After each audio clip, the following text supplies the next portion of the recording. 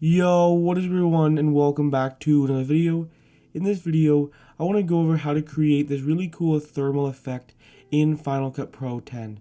As you can see right here, this is what the final edit looks like. It creates this really cool thermal effect. I'm going to go ahead and show you how to do it in Final Cut Pro 10. Now, I believe there are actually like things called like thermal cameras. I obviously don't own one, so I want to show you how to fake it in post. I've seen this effect become really popular. I've already seen a ton of videos already on this effect, so I thought why not jump on the trend and show you how to create this. I've only seen one in Final Cut, so I guess I'll be the second one.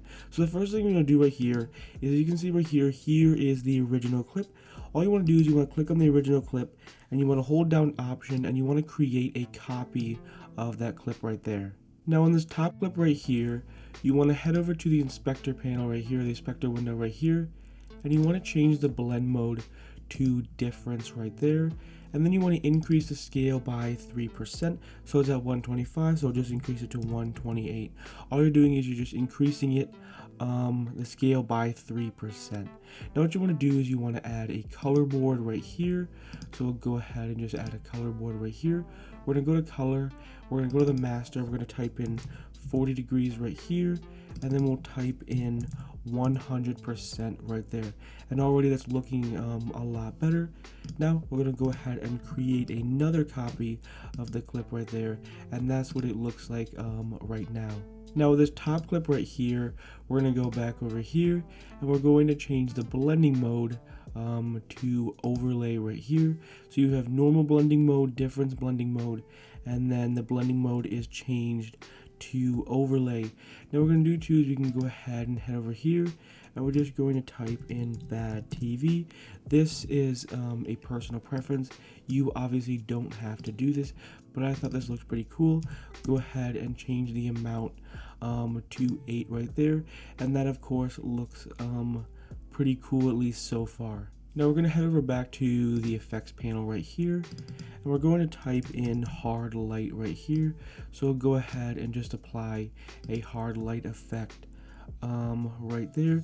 Now we're going to head over here. We're going to go to the bottom clip right here. Remember, you want to be on the bottom clip right there.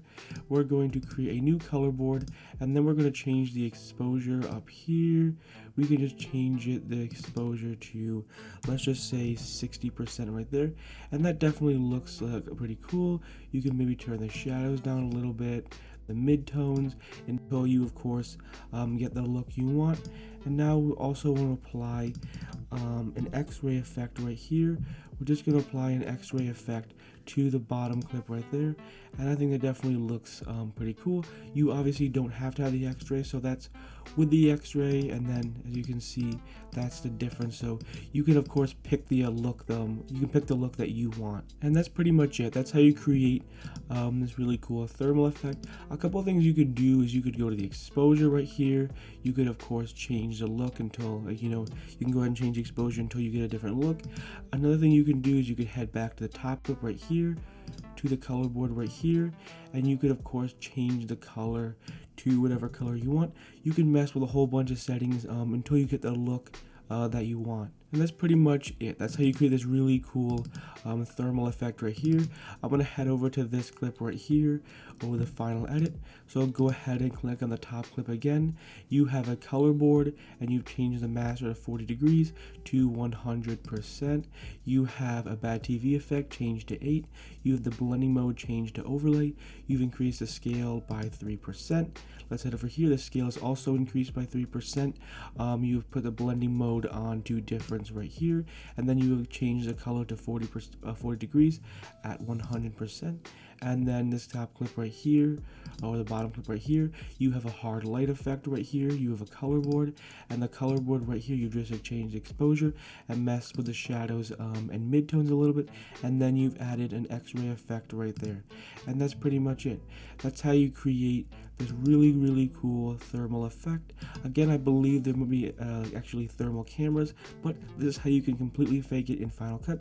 And like I said before, I've only seen like a couple of I think only like one videos on this in Final Cut, but I've seen this effect become really popular, so I want to go ahead and jump on the bandwagon and show you how to create this really cool thermal effect. I definitely underestimated this effect. I definitely didn't really like it when I first saw it, but it's starting to grow on me and I actually really like it.